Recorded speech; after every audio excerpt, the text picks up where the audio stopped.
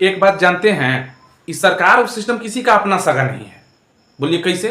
अब पश्चिम बंगाल केस का एग्जाम्पल हम आपको देते हैं। वहाँ 2016 में 25,000 शिक्षक का नियुक्ति हुआ था।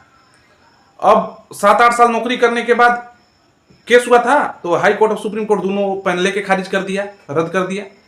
अब जब रद्द कर दिया और कहा कि इसकी जगह पर एक नया एग्जाम लीजिए। अब बताइए कि नया जब एग्जाम होगा उसमें आप नया नया लड़कन के फार्म भरवाइएगा। ये लोग जो है 6-7 साल नौकरी करके बुढ़ा गया, अभी लोग घर चला रहा है, अभी लोग फोकस्ड है घर चलाने पर। अब तो ये लोग पढ़ लिख नहीं रहा है। अभी लोग के नयका लेकिन सबके साथ आप भिड़ा दीजिएगा कि तुम लोग उसके साथ एग्जाम दो, कंपीट करो, तो ये लोग का कहीं निकलेगा कि सब नए करने के निकलेगा। ये बात सरकार और सिस्टम को समझ में नहीं आता है।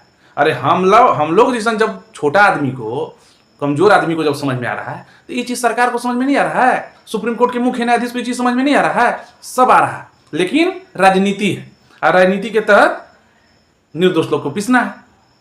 अब आप ही बताइए कि कहीं से उचित है? आप घर बसाने का काम कीजिएगा, आप निर्दोष को बचाने का काम कीजिएगा ना जी, कि जो के साथ घूम पीस दीजिएगा। तो इस सब को समझ में आ रहा है। मोदी आएंगे तो वो अलगे कहेंगे कि हाँ ये तो गलत हो रहा है। अरे भाई, तो आप आंसू बहा के क्या कीजिएगा? आप उसका समाधान कीजिए ना, आप प्रधानमंत्री हैं, आप समाधान कीजिए। आप आंसू बहा दिए, चल दिए, तो इससे क्या उन लोग का समाधान हो गया? तो इस सब राजनीति है।